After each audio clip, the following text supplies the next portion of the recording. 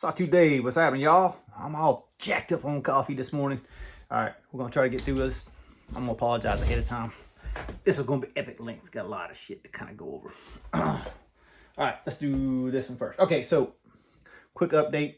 My buddy JD, remember he had sent this Schrade, and he sent this Tucson. I can't remember what number. I'll talk about it later. That he did the anno work on. Beautiful anno work, by the way, JD. Great job. He had sent both of those. We might do a project with this one. I might go over it in a video, and I might just talk to him about it and then show y'all at the end. On his recommendation, we did this. I got this case, or not his recommendation, after he sent one in. Hot Rod decided to want one. The two things that were issues last time, the edges were sticking up. I went ahead and just sanded them down. I just used actually stones. I just used nice small stones to kind of blend it. It's still proud, but it's radius now. And the other issue I had was a lockup issue, which ended up just being a detent. Needed more detent strength. So yeah, you hear it now. You hear it lock up nice and good. And let's see if I can show you lock up. So it's locking up good. All problems are fixed with this. Remember last time I talked about that I might need to send it back to case. Well, I fixed it right after that video. I just wanted to kind of go over it and let y'all know that we did this. And JD, as far as sending the anno, this is not the first anno work I've seen from him, but this is definitely a huge scale, all nice. Cool to see it. So we're gonna probably do some work with the Sawtooth scales. I'll do the Sawtooth scales real quick. So I've got a bunch of them finished, or trying to get finished. So like this is the kind of finish I'm kind of going for right now. It's kind of like the dark stone washed kind of looking thing, and like this is what it looks like after it's worn in a while. So it kind of has that. I hope you can see it in the light good. I can't tell. Anyway, the problem I'm having was with the blaster I got right now. It's not coming out with a homogeneous finish. Like it kind of looks splotchy to me. I don't know if you can see it pretty good on that one, I guess. See how it's kind of splotchy looking? I think it's just pressure from the air compressor, or maybe possible the media I got, but I got to kind of work out those details. But that's kind of the look I'm going for. And just to show you a few examples of what you can do. Let's start with this one. So this is the original one that I had made. When I say original, like the original design, I changed the Mastercam file a little bit when I did the second run, or the third, or whatever the hell run this is. And this is the same knife that it came off of, just in that modern scale. So you can see in the edges here how it's a little more rounded. See how that's a little sharper? This is more rounded on these edges. It's just kind of contoured and feels a little better in hand. And this ball groove here is a little deeper, so it has a little bit more. But I did what I did. I went hand blended all this stuff after the CNC stuff. And then I blasted and sanded and everything else, like to make them as smooth as possible. But you can see the finish on this one is different than this one. I don't know if you can tell or not. This one, yeah, there you go. See the striations that are kind of running this way and throughout that. This is cut with the EDM. This was milled flat, so it's just a slightly different finish. And this is the one that I asked at Stonewash the Blade. I'm just kind of showing it for an example of what you could do to your Sawtooth if you chose to. I'm gonna go over all the nuances of the Sawtooth scales before I go listing them for sale. I'm just kind of showing you where I'm at right now on that. The one who was the full tie, but this is their stock Grayman finish, and this is my finish, more or less. So you can see I'm a good bit darker, a little more textury. It's not like these are slick, but these are slicker. These are more polished, and this is definitely more grippy. You definitely get more grip on my scale. But this is the stock Stonewash. So if you had a G10 and your side looks like this, that's what it looked like on the other side. That's basically why I did that one. Just wanted to show you real quick. And then I told you about, I got that copper. I put that copper backspacer in the all DLC one so you can see what it looks like. Now notice, I do not punch through that the lanyard hole on my backspacers. I can, I just didn't because I don't like it personally for my scales. So I'll go over that in another video, but I just wanted to show you. And it did change the weight significantly. This G10 versus the copper is significantly heavier. So you can see the balance point. You see it's way back now. So yeah, Eons wouldn't be happy with that one. But that's how it is, you know. Let's see just the titanium version with a balance point. It's pretty much still right there where it was. Just a little bit further back, but you can see my thumb. I'm balancing it all right there on my thumb. So it's right there under that finger groove like you want it, right? All right. Through the Sawtooth scale. So I'm still working on progress, just not really happy with the finishes. That's the same thing we've been saying for the last 3 weeks, but I know I'm working. I'm doing my thing.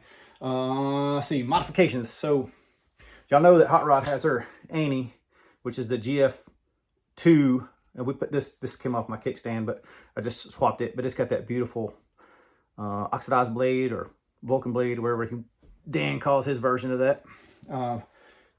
And I had showed this one in video, and then I let Steve borrow it. And then when it got back to me, I was like, I gotta blast it. So that's what I did to that other one. This used to be a real dark blue. I glass blasted it, so it still keep all that texture. So I'm gonna put it up here where you guys can see the texture. I don't know if you can see the sand and the tooling marks in this video, but it came out really cool. I dig it, man. And most of the time I'm not a glass blast kind of guy.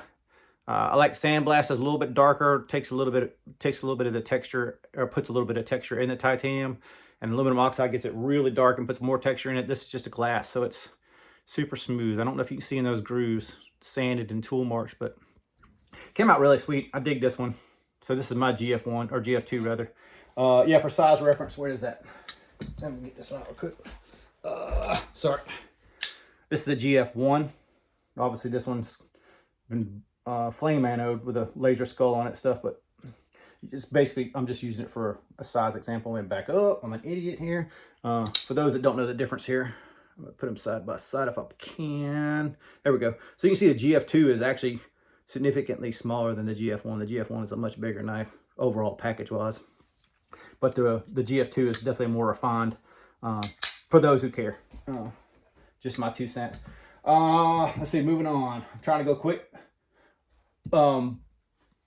I dropped the video on the Man of War. Thanks for informing me what it is, because I'm an idiot, didn't look it up ahead of time. I thought I knew that, but I didn't. The Man of War heater. I didn't realize till this morning that I put the thing in there like cell phone view instead of the video view. So I'm an idiot. It is what it is, but my apologies. I should have filmed it the other way, or at least edit it and turn it in the other way. But, you know, I guess when you don't watch the other videos back, you learn what you fuck up in the end. But bad motherfucker. If y'all ain't seen that video, you can go check it out. It'd give you a better view of the actual knife. But I've definitely got to find an MOW for my collection. It's truly a badass knife. Steve, thanks again for letting me borrow this one. Whoo, we on a roll. All right. Let's do this. All right, so I told y'all last week that I had to have a Germano. Well, I told you when I got Steve's that I was going to get one. And I got the blue one with this pocket clip right here, and it's loose because I got the knife apart. I'll show you some details here in a second. But I wasn't really sure that this overall model was the one I wanted, because the one that Steve had was this frame in the back was different. So I went and ordered another one because I'm a dumbass. So I just wanted to show you side by side. You see how different the frames are in the back for the pocket clip style? So this is like the style that Steve had. This is the style that I got. I knew I was getting a deep carry. I just didn't know that there was a style difference between the frames. So this is just showing you the example of the frames, basically. This one does have some issues, and I had to talk to Will, and I might as well just show you. Please don't judge the manufacturer by this. This could be one knife or two knives or whatever else. But me and Jose, my buddy from Instagram, were talking. He did the same thing. He ordered both versions of the same knife. This one in particular has a little bit of detent lash in it. So this one's got to go back to Will to work on. He seems pretty confident he's going to be able to fix it, and I'm pretty sure he could too. It's not a huge big deal. It just shit happens, right? You know? But in talking with him, he wasn't happy with the clips that came on these deep carry versions. He did tell me he was kind of trying to redesign it and try to make it a better clip out of it. So he said I think he said he had some of these clips at Waterjet getting cut right now so he can make new clips for them. So I don't know if he's going to offer it to the guys who already got these or just in the future models. But the clip is changing. So people that looked at that clip and went, oh, like me, the new clip's coming. I'm still probably going to make one for mine, but he actually was cool enough to give me the dimensions of what the hole spacing was and that sort of thing. So he was a real cool guy to talk to. I told you I was going to show you the blade differences as well. Now forgive me because mine's still on my KME and I'm still roughing. So I'm just going to roll. You see the black ink or black marker towards the tip and towards some of the edges. That's just the heat sharpers with a belt apparently. So I don't know if you can see all that. It's just a little, you got to flatten it all out. If you guys know what you're doing sharpening wise, you know what I mean. But I just wanted to show you that the difference is you can see that this has that, what am I blanking on? Yeah, it's sanded right there. I'm an idiot, can't think of what the word is. And this one's not. How about that? Yeah, so is and ain't.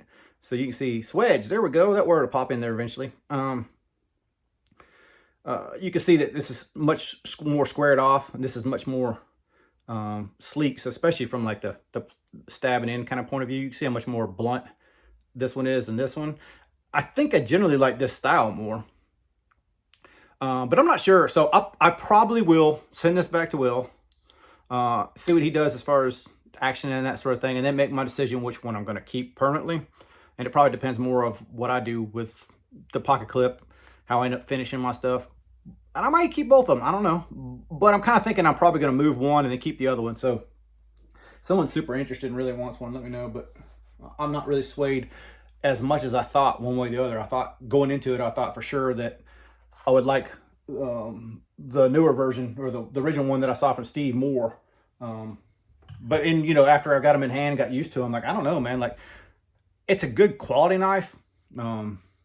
As I alluded to last time, there's a little stuff here and there that you're gonna kind of have to deal with, or fix yourself, or however you work it. But I'm probably gonna refinish one, probably get one reground.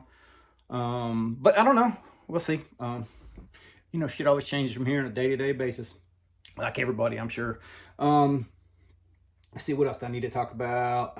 I said it was gonna be a long ass one, but I went so fast. I got this shit done in like 12 minutes. Damn, that's a freaking record, dude. What are we gonna talk about? Oh, let's just talk a little knife community drama thingamabobber. Not that I want to dwell on this shit, but we'll talk about it anyhow. The M3 tactical knife that I reviewed from Devo Knives. It's been, Eon has looked at it, and I went to Neves, and then it kind of, Neves put his want list, I guess, on it. So, as personal people look at something, review something, they look at it through their focus. Like, y'all know that I like American made, and the reasons behind why I like it is so that the knowledge, the machine tool skills, stay here, or at least we stay competitive in the world and market. I guess from my point of view is I've seen a lot of skills deplete, and I would just like to at least maintain. And if you farm everything out to another country, then probably the people here are going to lose those skills. Might not be the first generation, but give it 20, 30 years, won't be anybody left unless they're specifically trained in that. So my 2 cents, but y'all know that probably already. Neves was more of the heat treat, because he's obviously a sharpening guy, and he wished they bumped the heat treat up to the optimum level that he thinks is good for it. And I thought that was the way Kevin and Colin handled it. I thought that was really good, because he was like, hey, yo, that's a pretty good suggestion. Let's see if we can do that. And then they talked to M3, and M3 was cool doing it, which I thought was, pretty stand up at M3 as well. Like, to go, we can do that. Sure, no problem. I guess how I didn't like on the flip side was how some of the community was kind of dogging the price for an American made knife. And I guess for me is, if you're not really a buyer, then you can really have a dog in that fight. So I get it if you don't have the budget. Like, I ain't judging you. Nobody will ever judge you, I don't think, for affording to buy what knife you want to buy. And if it's not worth the price to you, don't buy it. It's fine. But for the people who were going to buy it or are interested in buying it, like, I don't understand why $400 for American made knife is unrealistic to anybody. Like, aside from like, the Schrade and the case and that sort of thing, these kind of more of I'll call these budgetier American made knives, which quite honestly, like, they're not really in my wheelhouse. Obviously, my wife owns this one. My buddy JD owns this one, and both of them, I'm not saying either bad about either one of these. They're just not a knife that I gravitate towards. Like, y'all know I like this big beefy frame locks. What else is out there? So we'll just take the Wills Romano, the tier tire, or whatever the hell that, the TYR. How about that? That's right in that same ballpark. What you're getting on that for fit and finish, versus what you're getting on that M3 is a completely different ball game. But it's 100% different knife. So you can say you get more materials in the TYR, but you're definitely getting more attention to detail and finishing in the M3, 100%. It was questioned whether they were or weren't American made. Kev even asked me if what I thought. Like, you know, I didn't open it up. I'm not gonna lie, I didn't break it down. But just from the outside, it didn't feel Chinese to me. Like, you know, after you handle a certain amount of knives, you kind of sort of get a vibe one way or the other. Like, I didn't get a feel for either one of those M3s as Chinese. Just me personally. So for whatever that's worth, I didn't get that vibe. They are here in Arizona. There's a good chance that I might just stop by and see if the CNCs are running or not. I don't know. And he may job it all out. I don't know, like McNeese, the Mac 2s. I know he's doing more stuff in-house, but when I talked to him at Blade Show, the one that I got, the one that I bought, the scale itself is job shopped out. What I mean by that is they have the knowledge, the Mastercam or whatever, SolidWorks, whatever files they're using, and they send to a shop. The shop makes it to their specs. They tolerance it, they dimension it, they do all that stuff themselves. So basically they're just getting someone else to make the part for them in America. So that's job shop. That's basically what I've done my whole career. You know, shit we do is for missiles sometimes, for boats sometimes, medical equipment sometimes, hydraulic power units sometimes. You never know what you're really making unless you're more familiar with the whole assembly. There's really nothing wrong with that. It keeps all the skills here, and basically you're just farming it out to a shop that's doing it for a certain price. So you're guaranteed you'll get X amount of parts for X amount of money. The risk is more of, if you're doing it yourself, is more material. Are you going to have scrap? Do you have the proper equipment to do it? You know, there's a lot of variables involved in this. So I heard that M3 farms out the grinds. So obviously they're not experts in grinding or don't have the grinding equipment they need in-house, which, you know, it is what it is. Like, at least they're smart enough to go, hey, they can do it cheaper than I can do it with equipment that we don't have or we need to invest in the future, kind of thing. So to me, it makes perfect good sense. But the overall package for the M3s was, on all the ones that I've handled so far, which all been outstanding, the M3s themselves. And what I alluded to in my video was I thought that both Devo, because I've had their Stout, which is their other top tier knife that they've released. I've handled a couple of versions of that Stout, and the recent American-made Growler. I thought both them and M3 elevated by making the Growler American-made. I thought that fit and finish was outstanding, better than the Stout to me, personally. Like, if you got Stout and it's your best favorite knife, then I ain't trying to take nothing away from you. I'm just saying, like, for me personally, the design, the fit and finish, everything elevated, and M3's skills are great, but their designs lacked. So they elevated both companies. A win-win for both of them. My 2 cents in that whole little shuffle up, I guess. I guess the biggest thing is I try to be positive to the community as a whole. Like, if you got nothing but negativity to spread, that's why. Like, we can divide ourselves. We're all nice people, right? We can divide ourselves in as many subgroups as you want, but in the end of the day, it's all supposed to be fun. None of this is necessary. One is necessary maybe for the knife, but the rest of this is all excess, and it's all fun. You nitpick your choice versus my choice versus whoever's choices. Like, at the end of the day, like, who really cares, man? Like, just have fun with it. It's a cool hobby. Have fun with the hobby. Don't take it so seriously as far as, like, I would never pay that much for that. Well, don't. Just vote with your money. I mean, simple as that. Be positive about it. Be like, hell yeah, good job on making an American-made knife. That's kind of where I'm at on it, and I hope it expresses in the video that I'm not a Chinese knife hater. Like, this Tucson that JD lent to me is very well machined.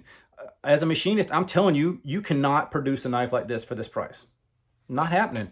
I can tell you right now that I've got more money in one scale material, than that whole knife cost.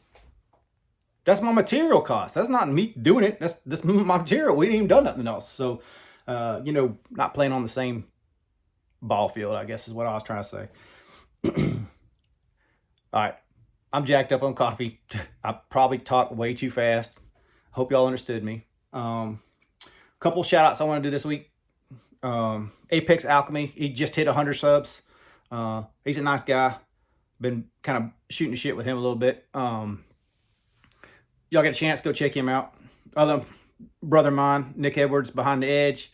He's right at 500, just under 500. If y'all get a chance, y'all ain't seen him, just go over there and check his channel out. Try to bump him up to 500. For the people who have shouted me out, appreciate it. Definitely appreciate the I guess, awareness towards my channel, but it's really not necessary. Like, I like to keep my shit nice and small where I can kind of talk to everybody that wants to talk to me. I feel like, especially after watching like Jared's video on that M3, like he gets so many crazy comments. Like, you used to be able to talk to Jared, like, and I talked to him at Blade Show and stuff, but I mean, you used to be able to, like, in videos, talk to him and he would communicate back.